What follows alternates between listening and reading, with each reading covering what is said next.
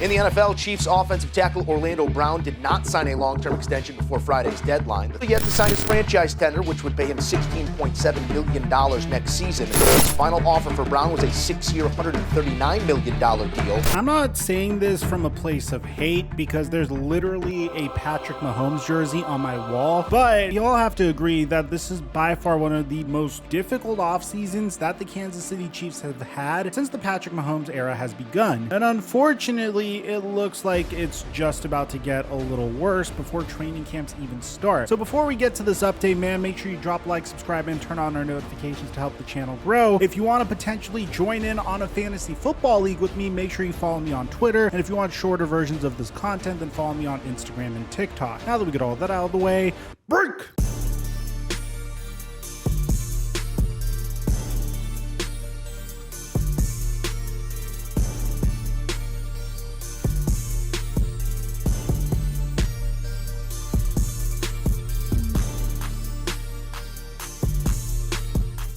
Mic check 1 2 1 2. What's going on, everybody? Look, man, I'm a huge Patrick Mahomes fan. I think what the man does on the football field is absolutely remarkable. And I think if there is any quarterback in the NFL that could potentially win a Super Bowl in the earlier stages of their max contract extension, it's Patrick Mahomes. But there's no question that this has been one of the most difficult off seasons for the Kansas City Chiefs in quite some time. I mean, something that's less commonly talked about is how they lost Tyrann Mathieu, and he was willing to come back even on a pay cut originally. And although they were able to replace him with Justin Reed, that wasn't the only major loss that they took. Obviously, the big highlight of the Kansas City Chiefs offseason was the fact that they were really close to potentially re-signing Tyreek Hill. And it wasn't even something that required a hometown discount. They were really close to getting a deal done, and then Davante Adams got traded. And once Tyreek Hill saw the brand new market for wide receivers, he then decided, okay, well, I want to get Davante Adams money at the very minimum. As a result of this, and kudos to the Kansas City Chiefs for pulling this off, because they essentially had a choice, which is pay another one of their stars a tremendous sum of money at a position that is a little bit more volatile. I'm not saying that Tyreek Hill is bound to regress with the Miami Dolphins, but I am going to say that typically once wide receivers enter the age of 30 or 31, especially if they're really dependent on their speed, they are fairly likely to regress. Now, for all you know, Tyreek Hill can reinvent himself, a bunch of other stuff can happen, and he has a couple of years before he hits the age of 30, but trading Tyreek Hill and receiving draft compensation, especially the draft compensation that the Kansas City Chiefs received in the Tyreek Hill trade, which was a first-round pick, a second-round pick, and a fourth-round pick, along with a fourth-round pick and a sixth-round pick next year, was a brilliant move. And for the Miami Dolphins, it was brilliant because they had so many assets that it made sense for them to cash in those assets to get Tyreek Hill. I felt like the Kansas City Chiefs had their hands tied at this point because they were reaching a point where they had to start paying their star players, and at the very minimum, at least they were able to sell high on Tyreek Hill's value and get a lot of good players in the draft as a result of it. So I think the Kansas City Chiefs absolutely crushed the NFL draft. I mean, they drafted Trent McDuffie, they drafted George Karlaftis, which in my opinion was a huge steal. In the second round, they took a shot at a wide receiver, Sky Moore, and it seems like, at least with the Chiefs, they're throwing darts at a dartboard, going for speedy wide receivers to potentially replace Tyreek Hill. I mean, my top candidate to step into the Tyreek Hill role, at least in terms of production, which I don't think he'll produce as much, but I think it's what the Chiefs are going to try to do with him, would be Mecole Hardman. He's been on the Kansas City Chiefs for quite some time. When you come into an offense with a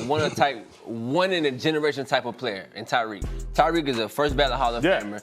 He's the best at what he does in the game. And I think people don't really give him enough credit of what he do. And when y'all have this debate of best receiver in the league, I don't understand why Tyreek's name is not at the top. For one player, we're going to take this thing, one player, you can name all the top receivers in the league, right? All of them get played man-to-man, every single one of them. And tell me if I'm wrong. Tell me if you name a receiver that don't get played man-to-man besides Tyreek. No, I hear you. He's a definitely unique talent. So listen, Tyreek literally make people change their defenses, right? To where you're going to play 20 yards off. Right? So it just affects me as well. It don't just affect him. And now he's gone. Right. Now he's gone. If a defense feel like they can come and play man-to-man or stay at 10 yards and think that's cool, I'm going to go right by you.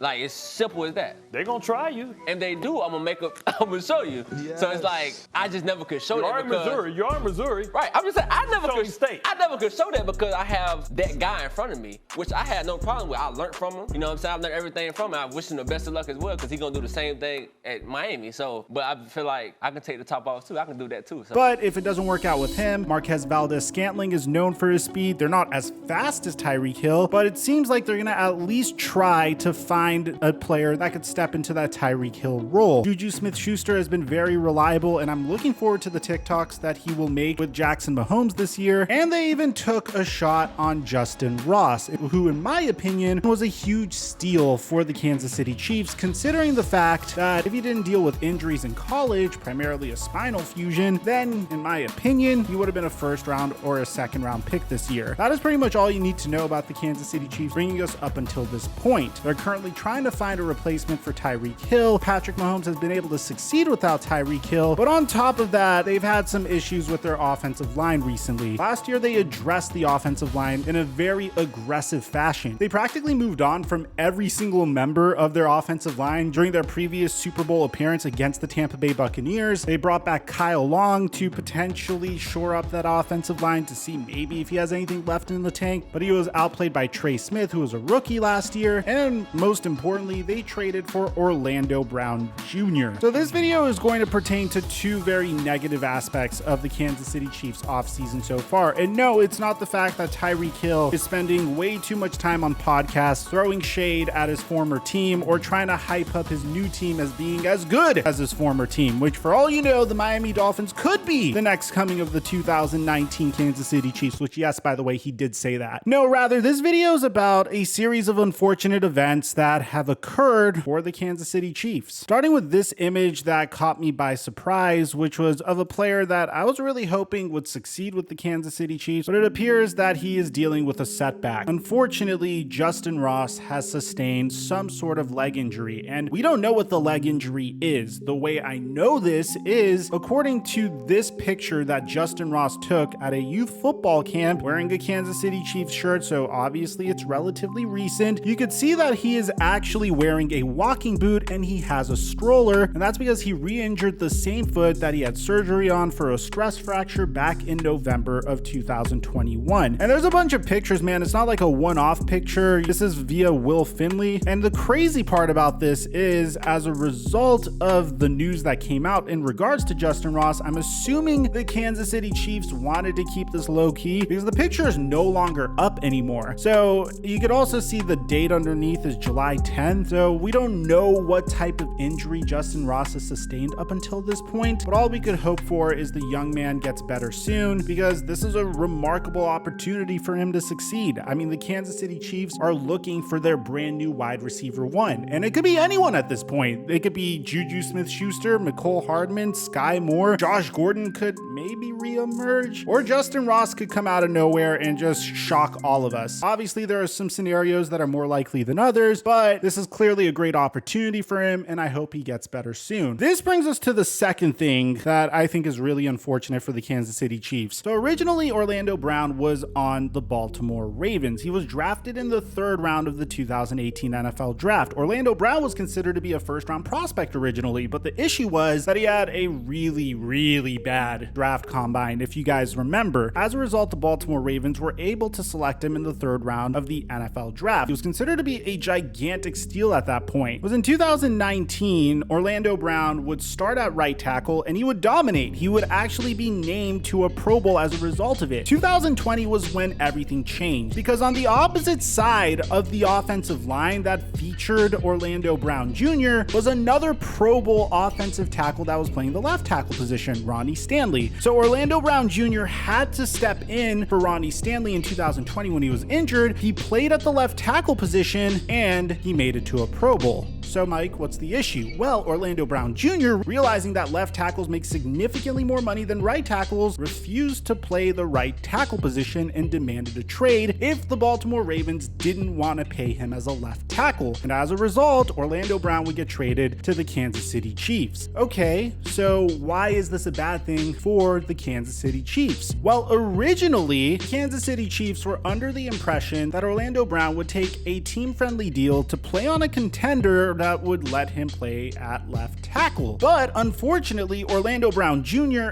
and the Kansas City Chiefs couldn't come to terms on a contract extension, and as a result, there is now a possibility that Orlando Brown Jr. is going to hold out from the Kansas City Chiefs in training camp. Now look, man, here's where it gets a little sticky. Orlando Brown Jr. is a great left tackle, don't get me wrong. He's made it to 3 straight Pro Bowls with the Kansas City Chiefs. But the Kansas City Chiefs are also strapped for cash currently, and that's a huge reason why they didn't bring back Tyreek Hill to begin with. As a matter of fact, in regards to Orlando Brown, when the Kansas City Chiefs were asked about the situation, they said that this isn't the guy that we traded for, because they thought that Orlando Brown was going to come to Kansas City as a team player that was willing to work out a team-friendly deal. I guess this was just an absence of judgment from the Kansas City Chiefs because, dude, this is a guy that literally refused to play right tackle just because he wanted to get paid left tackle money. I'm never gonna hate on a person for trying to get as much money as they possibly could, but currently there is a lot of frustration in regards to this situation from the front office in the Kansas City Chiefs, and now they are presented with a few options currently. One is they could move Joe Thuney to the left tackle position. Another is they could bring back Eric Fisher. Either way, this is not ideal for the Kansas City Chiefs because Orlando Brown is a huge part of what they do. They gave up a 2nd-round pick for this young man to protect Patrick Mahomes' blind side, and him missing training camp would only make the Kansas City Chiefs in a significantly more difficult position going into this year. So let me know in the comment section down below if you're a Chiefs fan, how do you feel about this? Do you think this is all going to be noise and it isn't going to matter once the season starts? Or are you actually more concerned this season because of everything going on in the offseason in comparison to previous seasons? Aside from that,